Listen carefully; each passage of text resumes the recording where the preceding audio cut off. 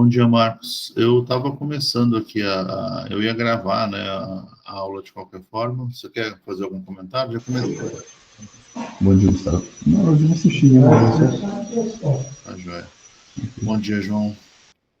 Então, Bom dia. para essa aula, a gente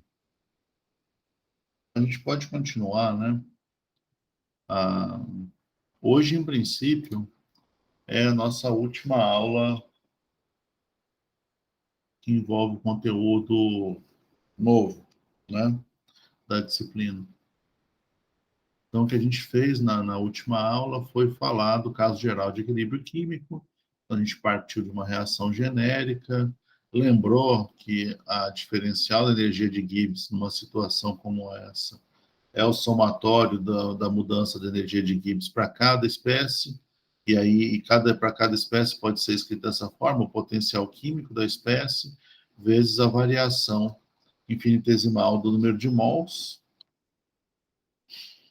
E aí, do mesmo jeito que a gente fez para gases ideais, a gente percebeu que então o ΔG para uma reação pode ser dado simplesmente pelo coeficiente estequiométrico da espécie naquela reação, vezes o potencial químico da espécie, né? Lembrando, então, que a gente escreveu o potencial químico de cada espécie dessa forma, né? Que já estava manuscrita aqui, que seria o potencial químico da espécie nas condições padrão, mais um termo que leva o LN da atividade da espécie. Lembrando que a atividade é uma forma de corrigir concentração, né? Então, a gente foi desenvolvendo essa equação, a gente percebeu que podia juntar todos os potenciais químicos padrão, e a gente podia também juntar os argumentos dos LN numa expressão mais simples. Essa expressão repetida aqui, o que está dentro aqui do argumento do LN já lembra para a gente uma constante de equilíbrio, né? Então, a gente continuou esse desenvolvimento, então a gente viu a identidade do que está aqui nos primeiros parênteses com o ΔG padrão da reação. A gente chamou o argumento aqui do LN, com todas as atividades das espécies elevadas aos coeficientes estequiométricos, de Q. E aí, lembrando que a gente foi desenvolvendo aos poucos, né? Lembrando aqui a equação química, a gente, partindo do nosso critério de equilíbrio, né? No qual o ΔG da reação no equilíbrio é zero, a gente associou o termo do quociente de reação na condição de equilíbrio com a constante de equilíbrio, e a gente chegou nessa expressão que já estava aqui um quadradinho em volta, um retângulo em volta, que relaciona diretamente a energia de Gibbs de uma reação com a constante de equilíbrio, a energia de Gibbs padrão, né? Então, lembrar que esse θzinho aqui, que é o ΔG padrão, que é aquele que a gente calcula pela diferença, por exemplo, dos ΔG de formação de cada espécie numa reação. Então, a gente pode fazer isso dessa forma, né? Considerando o ΔG padrão de reação. A gente pensou aqui em algumas coisas, então a gente analisou essa equação, por exemplo, a gente lembrou que se uma constante de equilíbrio qualquer, né, a constante de equilíbrio, ela dá a relação entre as atividades, a, a relação ponderada, né, das atividades de produtos no numerador e reagentes no denominador. Então, uma constante de equilíbrio maior que 1 quer dizer que você tem aqui a atividade ponderada dos produtos maior que dos reagentes. Ou seja, há uma preponderância dos produtos em relação aos reagentes. Dito isso, então, se K é maior que 1, quer dizer que tem produtos ocorrendo em maior concentração e implica também num ΔG menor que zero. ΔG menor que zero, padrão, não é aqui? Aqui é ΔG padrão, não fiz na última aula o símbolo certo. O ΔG padrão menor que zero, que a gente já podia prever como sendo uma reação, um processo, como está escrito, espontâneo.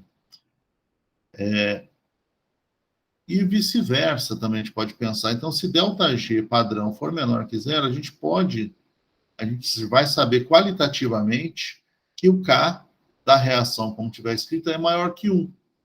Né? Então, se ΔG for menor que zero, a gente sabe que para aquela reação química os produtos vão ser preponderantes, né, em relação aos reagentes, porque é um processo que a gente vai considerar um processo espontâneo. Né? Por outro lado, então, se a constante de equilíbrio for menor que 1, quer dizer que a gente tem mais reagente do que produto, né, em termos aqui das atividades, e que o ΔG padrão daquela reação é maior que zero. A gente fez algumas considerações a respeito também do estado de agregação, eu não vou voltar a elas, né, porque demorou um pouco, mas então a gente consegue agora, e essa expressão aqui é muito relevante do ponto de vista prático, em alguns casos, né, porque você pode agora, usando muitas vezes dados tabelados, que são, por exemplo, os ΔG de formação das espécies, existem tabelas bastante extensivas desses ΔG de formação. A gente pode usar esses dados para calcular o ΔG padrão, e a partir do ΔG padrão de uma reação, a gente vai saber qual que é o valor da constante de equilíbrio. Uma coisa que é importante aqui, para a gente perceber, quanto maior for o valor da constante de equilíbrio, então a gente pôs aqui maior que 1, mas tem constante de equilíbrio da ordem de 10 a 20, né, 10 a 30, assim como tem constante de equilíbrio com valores de 2, 3, 5, né? Quanto maior for o valor da constante de equilíbrio, mais negativo é o ΔG de reação. Então, o contrário também vale. Quanto mais negativo for o ΔG padrão de reação, maior deve ser o valor da constante de equilíbrio. Ou seja, constante de equilíbrio muito grande quer dizer que tem muito produto sendo formado naquela reação e pouco reagente sobrando na reação. Né? Isso quer dizer uma constante de equilíbrio grande, né? Um valor alto da constante de equilíbrio. Certo? E também, quando a constante de equilíbrio for menor que 1, né, se ela for um valor muito pequeno, 10 a menos 10, por exemplo, né, que é um valor que não é tão difícil de encontrar para a constante de equilíbrio, quer dizer que o ΔG é bastante positivo. Então, né, quanto mais positivo for o ΔG de uma reação, ou seja, uma reação que a gente sabe que não é uma reação espontânea, quer dizer que maior vai ser a relação dos reagentes, né? Maior vai ser a proporção dos reagentes em relação a produtos.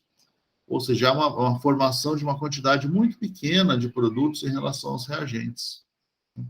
Isso a gente pode, então, qualitativamente, só de olhar o valor, a gente pode ter essa ideia bem clara na nossa cabeça, porque isso facilita na hora de fazer as contas. Então, se eu tenho um ΔG lá, desculpa, se eu tenho uma constante, que é alguma coisa de 10 a menos 10, eu espero encontrar um ΔG bastante positivo. Né? Aí, como é LN, né, a gente sabe que não vai dar um ΔG de 10 a 10, né, mas vai dar um valor bastante positivo para o ΔG. Né? E também, então, se eu tiver uma constante de equilíbrio que é 10 a mais 20 aqui, né, para deixar claro, quer dizer que o ΔG é muito negativo. Né? Eu estou colocando números aqui só para a gente ter isso claro. Tá bom? E aí, hoje, o que eu queria fazer... Tem alguma dúvida aqui, gente? Não. Não, né? Eu também não. Ainda não. O que eu queria fazer hoje era falar um pouquinho do efeito de duas variáveis na constante de equilíbrio, né? A primeira é a pressão e a segunda a temperatura.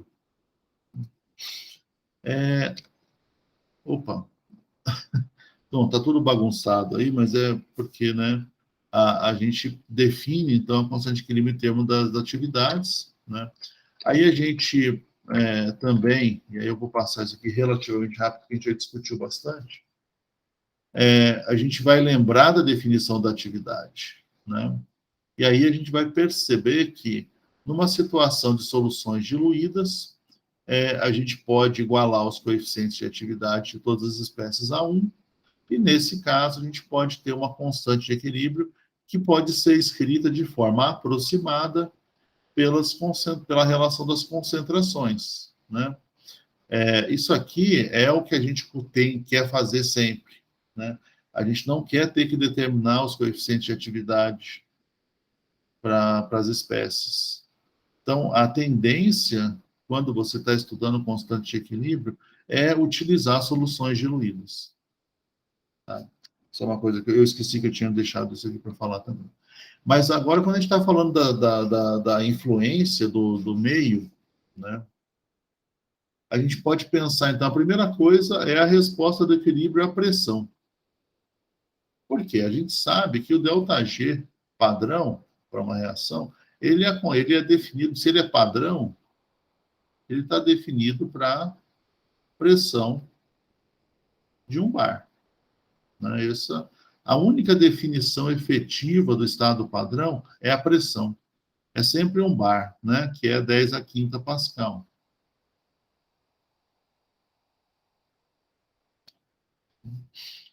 E geralmente numa temperatura que é dada, né? Então, você define o ΔG padrão a 298 Kelvin. É o que vocês vão encontrar, por exemplo, tipicamente no Atkins, né? A tabela de dados termodinâmicos que está no Atkins está definida para 298 Kelvin, exceto para alguns casos lá, mas aí ele indica a temperatura para essas espécies que estão aí ligadas a essa exceção, né? Só que, como o ΔG padrão ele está definido para pressão padrão, a gente vai assumir que, a gente pode assumir que a dependência da constante de equilíbrio com a pressão é zero, ou seja, isso aqui quer dizer que K é constante, independente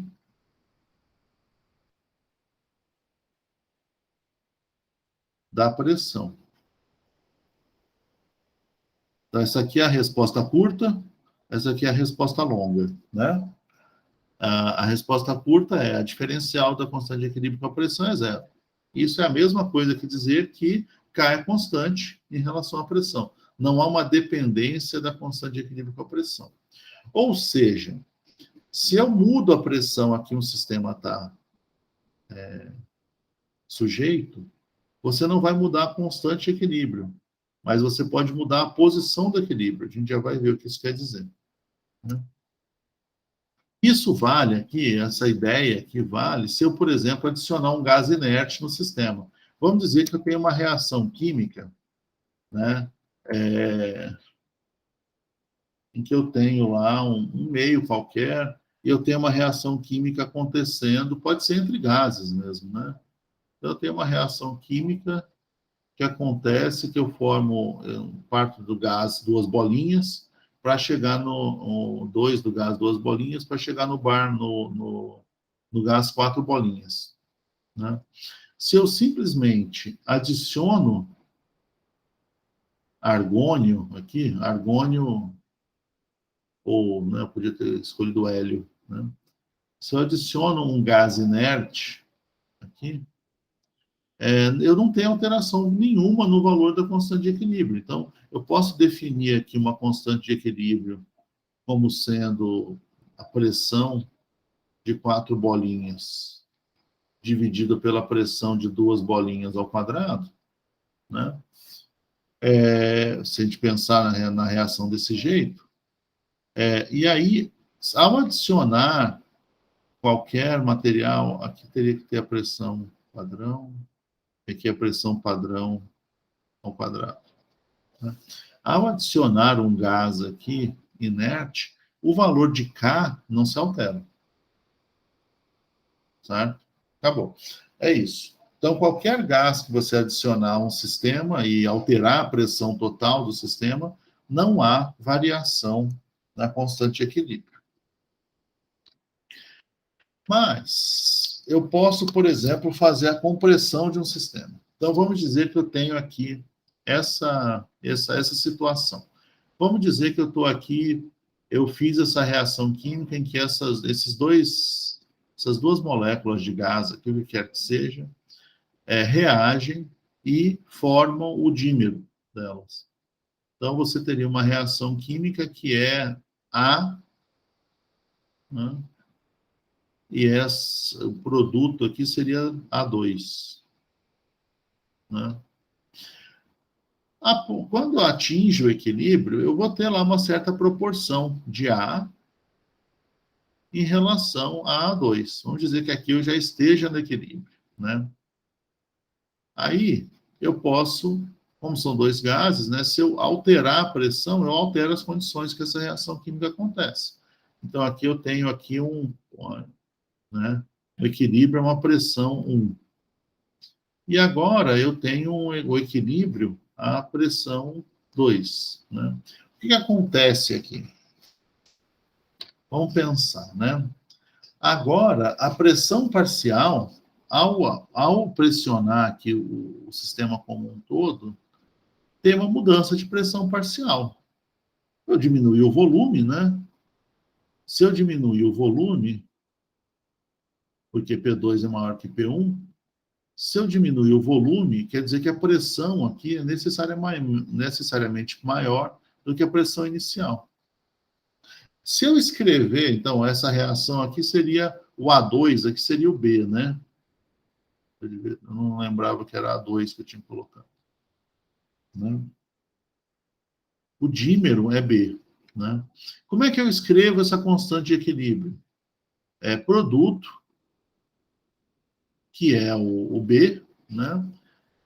Ao quadrado, porque o coeficiente estequiométrico dele é 2, e eu tenho aqui o reagente, ele é A, ele está com coeficiente estequiométrico 1. Né? Então, aqui ele é elevado a 1 também. Essa aqui é a constante de equilíbrio. Ela não se altera. A constante de equilíbrio não muda.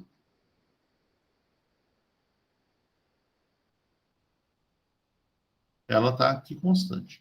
Só que se a constante de equilíbrio não muda, o que vai acontecer? Eu posso reescrever essa constante de equilíbrio aqui, né, também, um pouquinho. Eu acho que até aparece aqui, mas eu já não preparei isso meio rápido. Se eu reescrever isso aqui, agora levando em conta que eu quero eliminar o máximo de pressões padrão aqui, eu vou ficar com PB ao quadrado sobre P padrão vezes PA. Né? Sobra um P padrão aqui.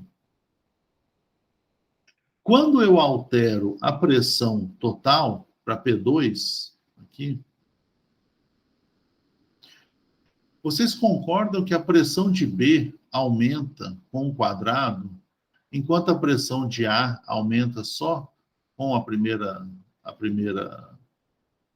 com o expoente 1 aqui? É um aumento linear, enquanto o aumento de B é um aumento quadrático. Né? Isso quer dizer que, se nada acontecer, a constante de equilíbrio vai mudar. Porque se eu dou, por exemplo, vamos colocar um valor aqui, né? Então, vamos dizer aqui, partindo daqui, né? Se P2 por 2P1, o que vai acontecer é que todas as duas pressões vão dobrar. Só que aí o que acontece? Na constante de equilíbrio, seria 2PB ao quadrado sobre 2PA. A pressão padrão é a pressão padrão, né? o que acontece? A gente passaria de uma situação em que agora a gente teria 4PB ao quadrado sobre P padrão PA, 2PA.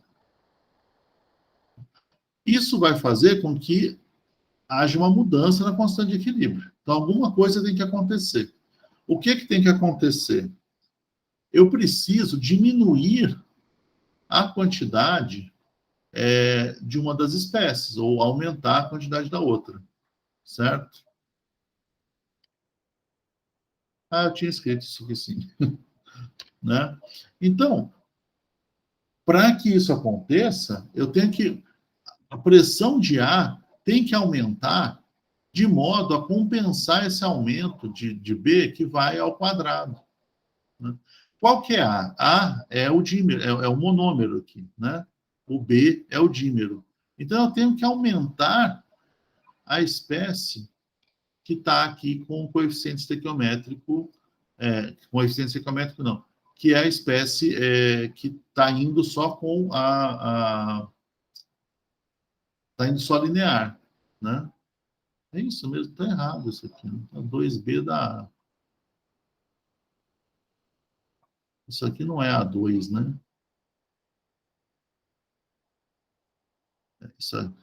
O exemplo aqui seria o A é o monômero e esse aqui é o dímero, né? Então, vai no sentido do A aumentar para que B... Eu não sei agora eu não sei se eu estava explicando certo. Vocês podem me ajudar aqui? Aqui, esse B, 2 de B que dá 1 de A, né? Então, 2 da bolinha que dão desse aqui, dessa daqui. Então, esse aqui, na expressão que está escrita aqui, esse aqui tudo é o A, e esse aqui é B, né? Que é o monômero. Que aí está escrito certo. Aí está escrito dessa forma aqui. Só que aqui está falando da dissociação de A, né? O A dando 2 de B. Que aí por isso que escreveu dessa forma. Eu estava discutindo dessa forma com vocês?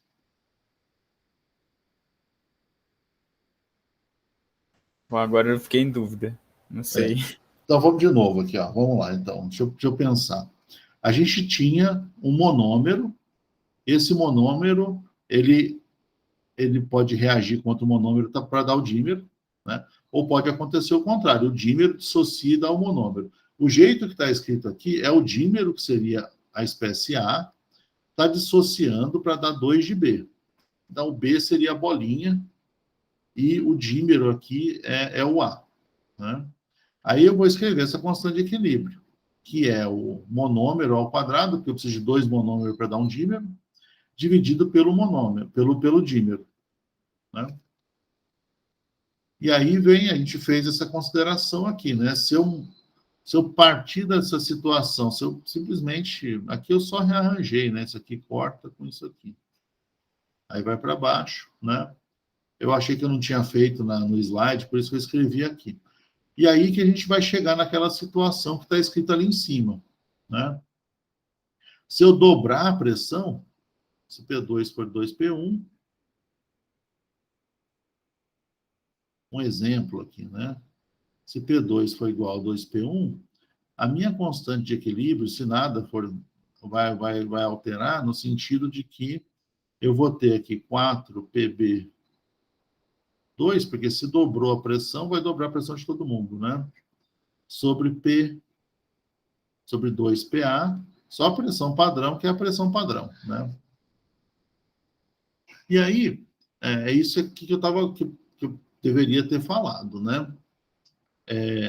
Para que a constante de equilíbrio seja constante, a constante de equilíbrio não muda com a pressão. Ela muda constante com P, né? Para que isso aqui aconteça, o termo A ele tem que aumentar mais, a pressão de A tem que aumentar em relação a PB. Porque PB está indo com 4 e ao quadrado aqui. Né? Então, eu tenho que ter um aumento de A, né? A variação de A tem que cancelar a variação de PB ao quadrado. Então, a variação aqui, na verdade, é o aumento, né? Tem que haver um aumento da pressão da espécie A, que é o dímero, de modo a cancelar a variação de PB quadrado, para que a constante de equilíbrio fique constante, né? Para que você, como a gente não existe a dependência da constante de equilíbrio com a pressão, para isso se manter, PA tem que aumentar mais que PB, quando eu aumento a pressão, quando eu comprimo o sistema. Certo? Ou seja, eu vou para a espécie que é mais condensada, né? Então, eu tinha 2 do monômero, eu vou, na minha tendência, a aumentar a pressão para que eu não mude a constante de equilíbrio. A constante de equilíbrio não muda. O que muda são as pressões parciais, porque a dependência delas com a pressão total é diferente. Vocês já ouviram falar de alguma coisa assim? Né? Ou seja, né, se eu apertar se eu comprimir esse sistema, a tendência é que a pressão parcial do dímero aumente.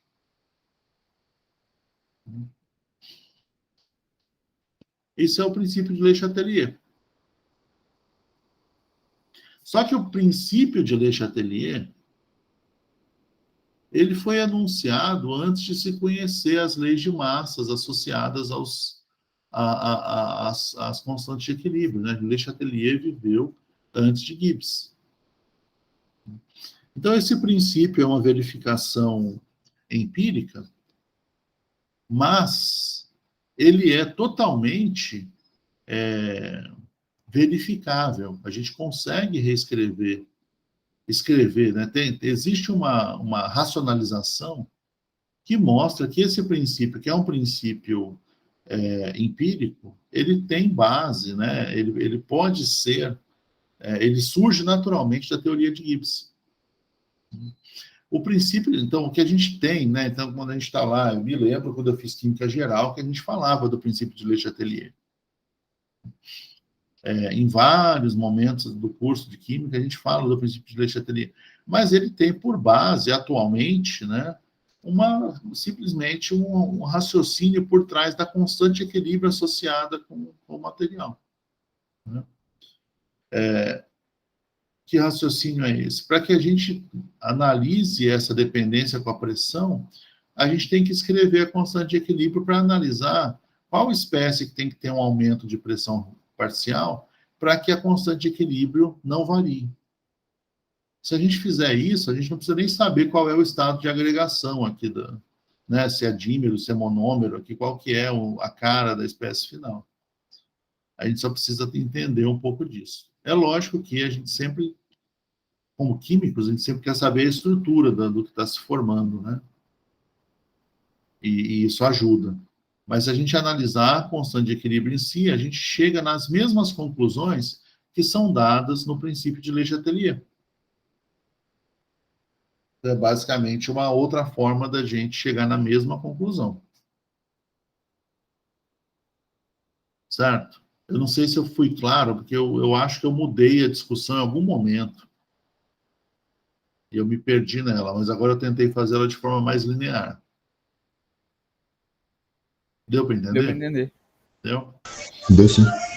Tá.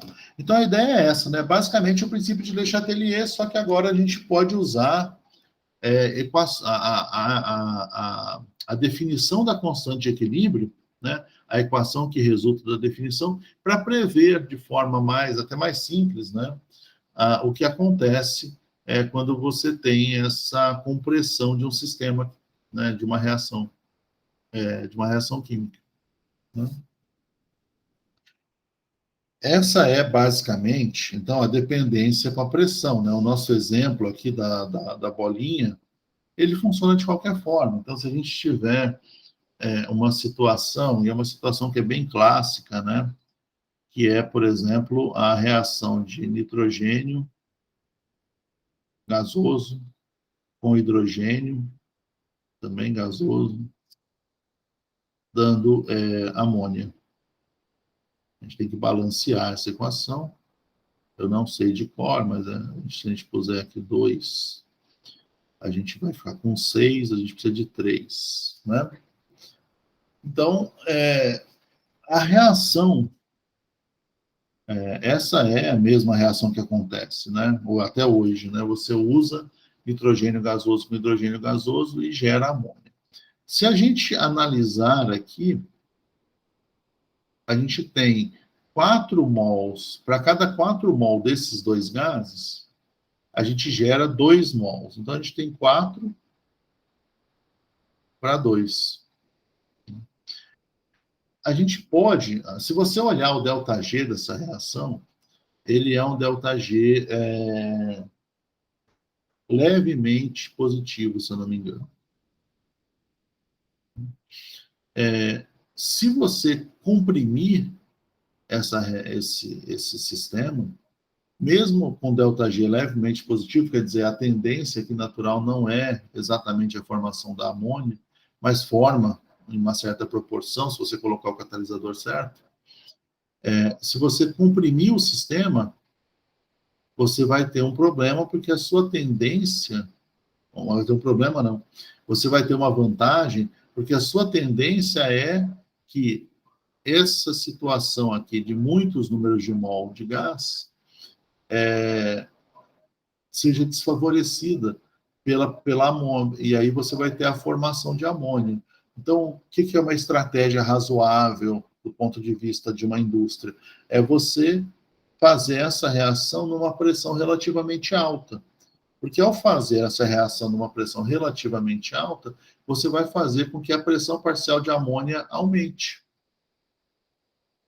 Então, a indústria da produção de amônia é uma indústria muito importante mundialmente, né?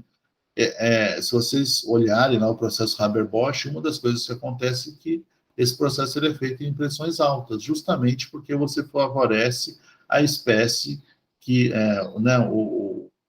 os produtos, nesse caso, a formação de amônia. Apesar de que a constante de equilíbrio é menor que 1. Mas se você for capaz de coletar a amônia, você vai sempre ter uma certa vantagem. Também tem uma relação com a temperatura, mas é um outro caso. Certo? É essa a ideia toda, né? Então, na prática, você sempre pode pensar nessa ideia, porque ao escrever essa constante de equilíbrio aqui, a gente vai ter fica bem complexa, na verdade, essa constante, né? No sentido de ter muitos valores, mas fica um P padrão ao quadrado, uma pressão, uma pressão parcial de amônia ao quadrado, pela pressão parcial do nitrogênio, que multiplica a pressão parcial do hidrogênio ao cubo, né? Então, a gente vai ver aqui que a pressão padrão aqui, a gente não precisa se preocupar com ela está aqui só para correção, né, do que a gente escreveu. A gente vai perceber que aqui vai com a quarta potência e aqui vai com a segunda potência. Então, para que essa constante aqui não varie, a gente precisa ter um aumento da pressão padrão de amônia para que compense esse aumento aqui das pressões parciais do nitrogênio e do hidrogênio, que vai com a quarta potência. Então, você tem que aumentar a pressão parcial de amônia para que você mantenha a constante de equilíbrio sem variação. Certo? Então, você pode calcular isso. Você calcula a constante de equilíbrio a partir do ΔG. Isso aqui é o dobro do ΔG de formação, né, da amônia.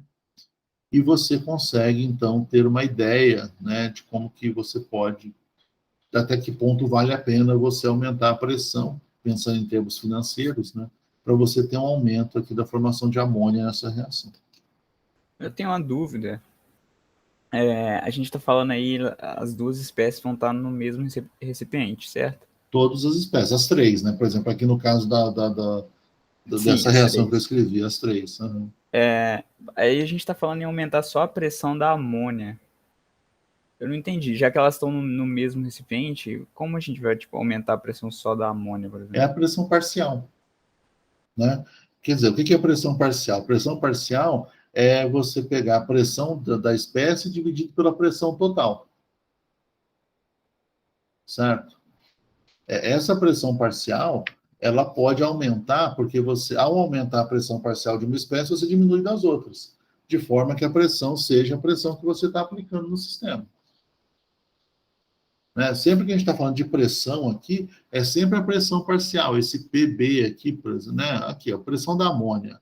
Aqui é a pressão parcial da espécie amônia. A pressão total é o somatório das pressões, né? Então, se as únicas coisas que tem mesmo nesse recipiente, vamos dizer que não tem mais nada, não tem ar atmosférico aí, né? Que você controla nitrogênio e hidrogênio, né? Que você adiciona. Então, a pressão total aqui é a pressão parcial da amônia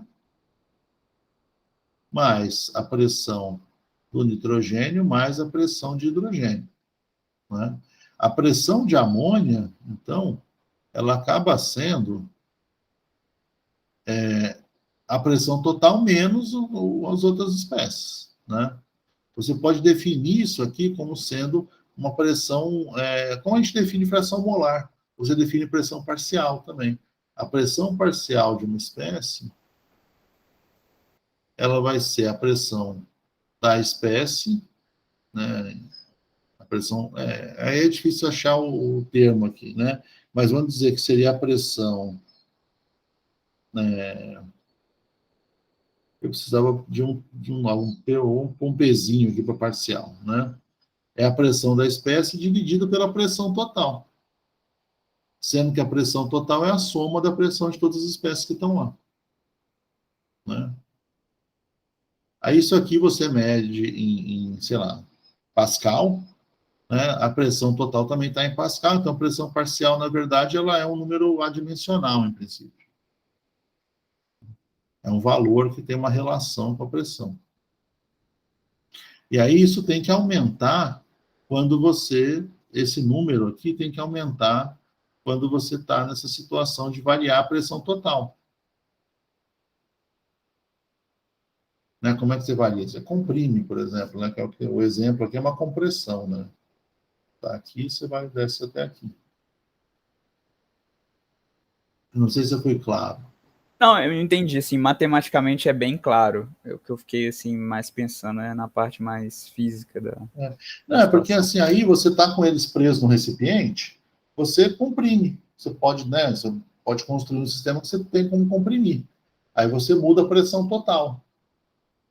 E aí a gente está analisando o que acontece quando você causou essa compressão. Entendi. Entendeu? E aí o P total aqui muda, né? Esse P aqui que muda. E aí todas as outras espécies vão ter uma variação também. Se você dobrar o P total, imagina que não seja... Vamos imaginar que você colocou lá argônio e hélio e criptônio. Não vai reagir nada com nada, né? Aí você dobra a pressão. O que vai acontecer é que a pressão parcial a pressão de cada espécie vai dobrar também. A razão vai se manter, porque elas não reagem. Num sistema reativo, né, um sistema em que uma reação química pode acontecer, como é o caso aqui da formação da amônia, aí você vai ter essa reorganização por causa das mudanças que são causadas pela necessidade de manter a constante equilíbrio sem variar. Ah, entendi. Entendeu? É isso. Né? Então, vamos dizer, seria como você pode pensar em uma forma assim, primeiro você altera a pressão, depois você analisa o que aconteceu. Se for um sistema que não é reagente, só aumenta a pressão de todo mundo. Mas se tem reação, você tem que pensar na constante do que acontece com as Entendi. Então pressões depende da parciais. reação, né? Era Isso, isso que eu tava meio confuso. isso mesmo. Tá bem? Certo. Ficou mais claro? Sim, sim. Qualquer coisa você fala mais, hein? Fala a hora que quiser. E aí a última coisa, se tiver tudo tranquilo mesmo, eu ia falar sobre a dependência com a temperatura. E aí a gente faz um exemplozinho desse da dependência da temperatura também. Né? Já a resposta do equilíbrio à temperatura, a gente consegue analisar de forma até mais simples, né? Porque a gente, né, a nossa definição lá do ΔG padrão é menos RT ln de K. Então, a gente só reorganiza aqui, né? Coloca o ln de K isolado, a gente vai ficar com uma expressão que é menos ΔG de reação sobre RT, né? Essa aqui é a expressão, aquela que eu falei que é tão importante, né? Se a gente reorganizar isso daqui, simplesmente, a gente pode agora pensar em qual que é o que acontece quando eu derivo K em relação à temperatura. Vejam que aqui tem um termo de temperatura explícito. Lá para a pressão não tinha. Por isso que eu vou pensar aqui no valor dessa derivada, né? Então, se eu diferenciar, né, se derivarmos em relação à temperatura, então eu vou derivar de um lado e vou derivar do outro, né? Então, D de ln de K dt é igual a menos 1 sobre R, porque R é uma constante, né? Então, a gente pode deixar isso aqui já de fora da derivada. D, ΔG de reação sobre T dt. Certo? É isso aqui que a gente tem que resolver em princípio. Se eu agora te lembrar, a gente fez isso aqui lá no começo, há um tempo atrás, que é essa equação de Gibbs-Helmholtz, em que a gente viu qual que é a dependência desse termo exatamente. D ΔG sobre T dt, a gente resolveu. D ΔG sobre T dt é igual a menos ΔH sobre T quadrado. A gente resolveu isso faz algumas aulas para trás, quando a gente definiu ΔG, basicamente, né? Então, a gente tem esse termo aqui, a gente já tem essa igualdade. Então, esse termo aqui, a gente já sabe quanto que ele vale isso daqui. Só substituir, então, né? Então, a gente substitui. Como tem um menos aqui e tem um menos aqui, vai ficar positivo. Fica ΔH sobre T quadrado e tem um R aqui multiplicando. Então, dln de K dt é igual a ΔH padrão sobre RT quadrado. Agora, isso aqui chama equação de Van 't Hoff. Vocês vão encontrar esse termo aí várias vezes quando você está falando de equilíbrio químico, porque essa resposta do equilíbrio à temperatura é uma coisa bastante relevante. Agora, deixa eu ver se eu, no próximo... Isso. Tem outros jeitos de escrever isso aqui, né? Por quê? T quadrado é a derivada de 1 sobre T. 1 sobre T quadrado é menos a derivada de 1 sobre T, né? Lembra que se eu pegar 1 sobre T, a derivada de 1 sobre T em relação a T é menos 1 sobre T quadrado, certo? Então, eu posso fazer o contrário, né? Isso é uma coisa, mania de fisicoquímica, porque isso aqui ajuda a gente a definir uma equação, né? Então, a gente pode dizer que, lembra que tem esse negativo aqui? Que dt para t quadrado é d de 1 sobre t. Né? É só uma questão de notação isso aqui. E aí o sinal negativo reaparece, porque é menos 1 sobre t quadrado essa derivada, certo? Então, o negativo reaparece. Por que isso aqui é interessante? Porque agora eu posso escrever, eu não lembro se eu pus no próximo slide. Mas eu não gosto só disso aqui, né? Eu esqueci de desenvolver isso. O que acontece aqui de interessante? Ó? dln de K, D1 sobre T. Eu posso passar isso para cá, assim, ó, menos ΔH sobre R, D de 1 sobre T. Se eu integrar isso daqui, eu vou ficar com um... Deixa eu ver se aparece aqui. Não. Se eu integrar isso daqui, eu vou ficar com ln integro aqui também, né? Eu vou ficar com ln de K na condição, vamos chamar de 2 em 1 aqui, não importa o que seja, né? ln de K2 menos ln de K1 vai ficar igual a integral de d de 1 sobre t é 1 sobre t, né? Porque isso aqui, vamos assumir que o ΔH não dependa fortemente da temperatura, então vamos tirar ele da integral como uma constante, né? Isso aqui vai ficar a integral de 1 sobre t, 2 menos 1 sobre t1, né? Porque dentro da integral vai ficar só d de 1 sobre t. Isso aqui dá para a gente uma equação de uma reta, certo? A versão integrada dessa equação dá para a gente a equação de uma reta, em que, se eu for capaz de calcular as constantes de equilíbrio em duas temperaturas diferentes, eu sou capaz de achar o ΔH de uma reação, porque R é uma constante, é só eu usar o R certo, né, sempre no sistema internacional, que eu saio com ΔH em Joule por mol.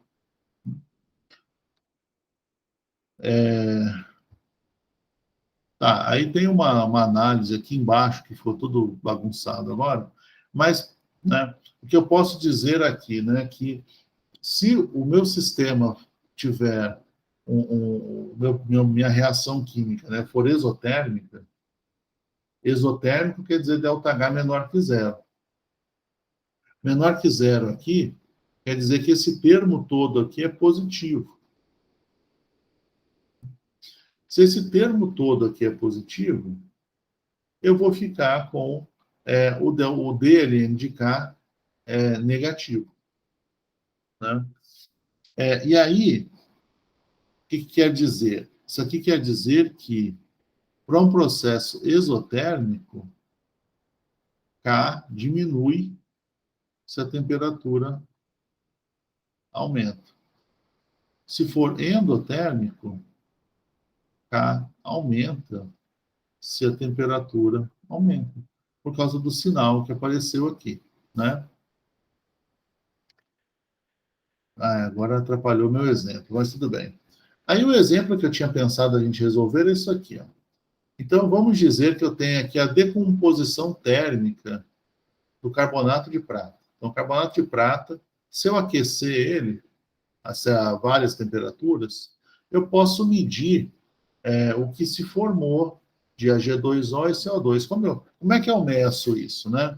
A medição aqui pode ser simplesmente você evacua o sistema e aquece, né? A decomposição vai levar à formação de CO2. Então, se você for capaz de coletar o CO2 formado nas diferentes temperaturas, você vai saber.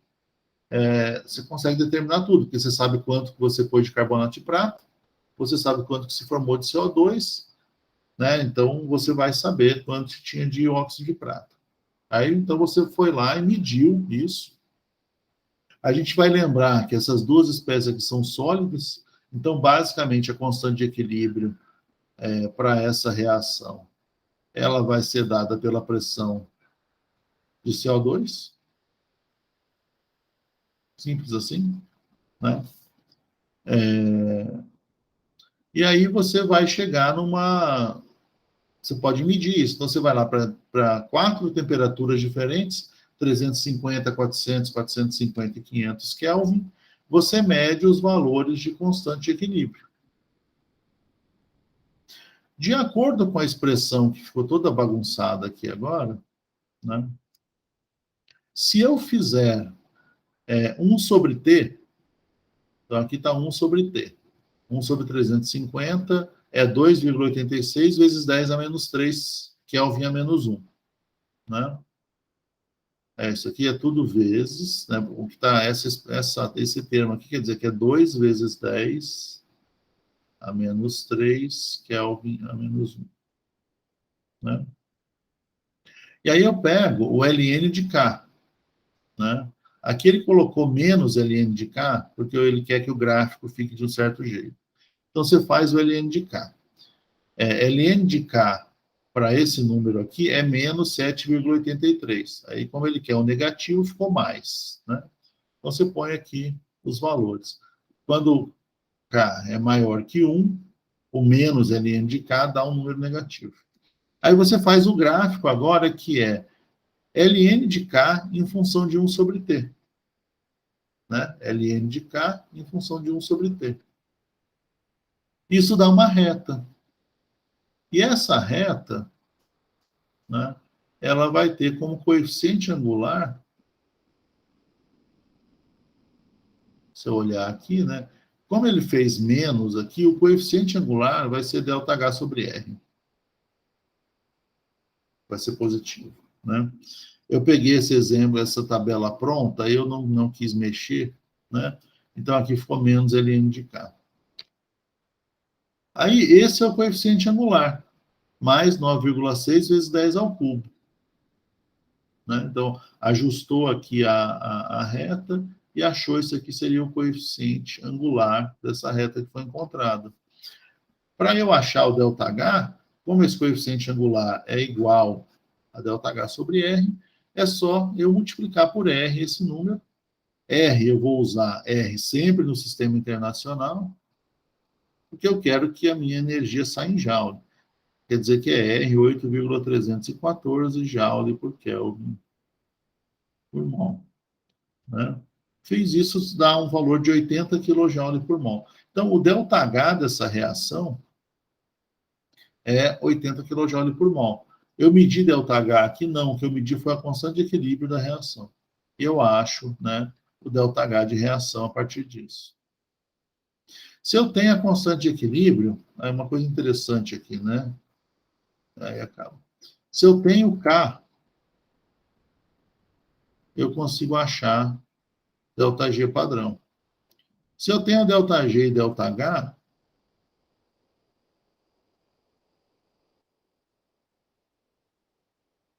tudo padrão, eu acho o ΔS padrão também para essa reação. Né? Mas isso é um outro caso. Né? O pedido aqui seria qual que é o ΔH dessa reação.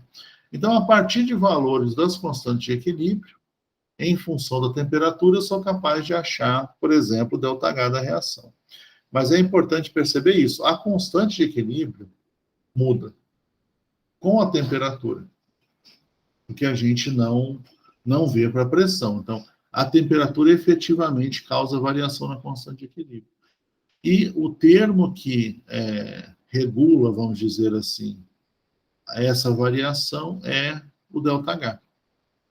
Você pode ter uma variação em que você tem o aumento da constante de equilíbrio quando a temperatura aumenta, e aí, nesse caso, quando há esse aumento, necessariamente o processo é endotérmico.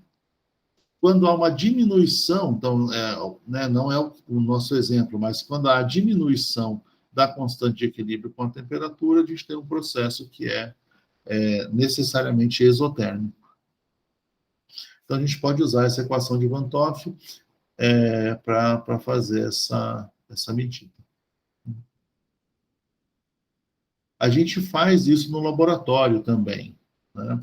No nosso laboratório, ao invés de fazer algo como essa decomposição térmica, o que a gente faz uma medida da constante de equilíbrio de solubilização de um sal, né? do nitrato de potássio, que é um sal relativamente simples e seguro da gente trabalhar.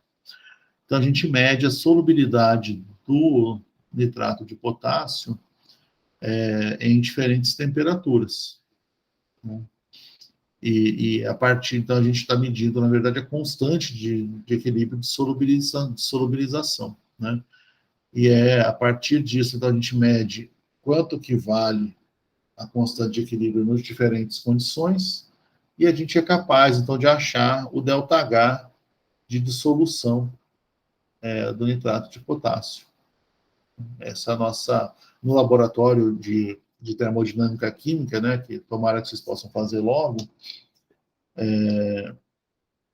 que a gente tem são tem esse experimento relacionado a esse conceito, né, da dependência da constante de equilíbrio com a temperatura. Ok? Isso encerra, tá, gente, o conteúdo da disciplina.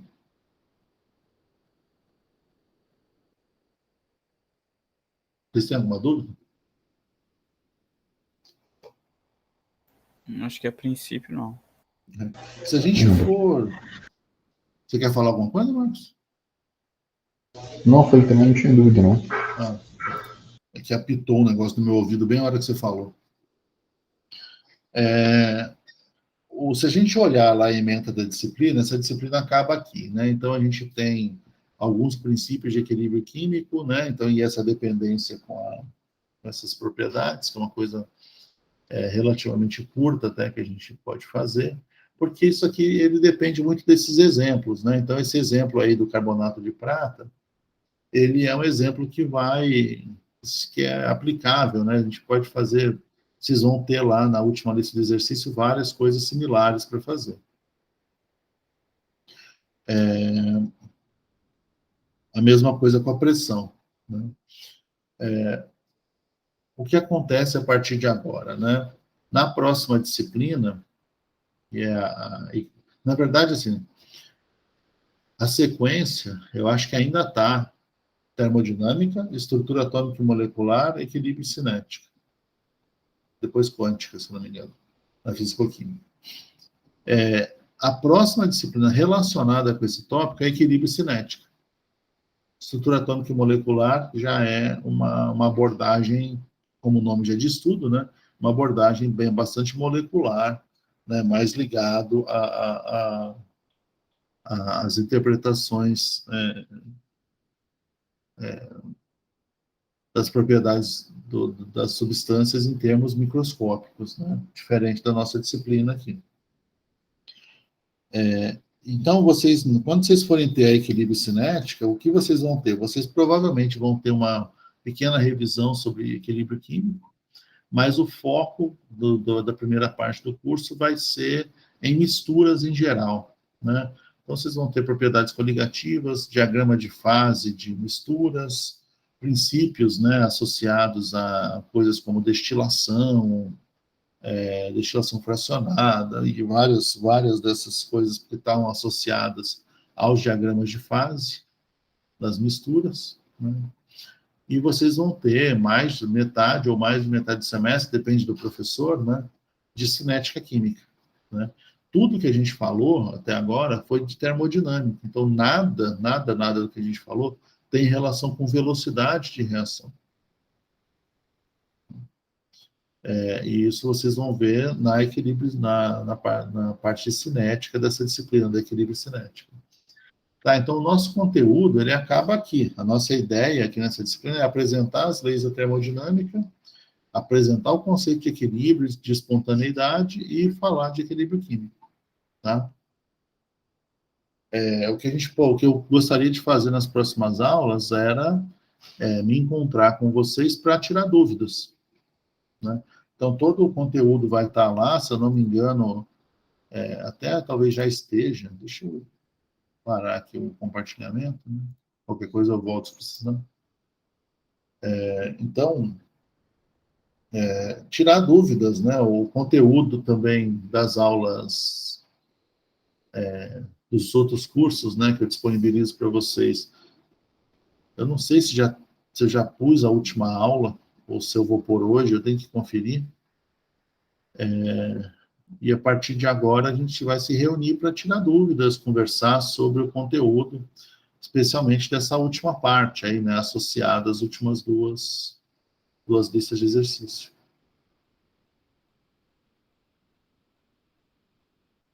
Ok? Ok. Dessas disciplinas, tem alguma delas que você ministra? Não. Quer dizer, nada impede, né? Eu vou parar de gravar, tá? Mas não. Tipicamente, o que acontece, né? Não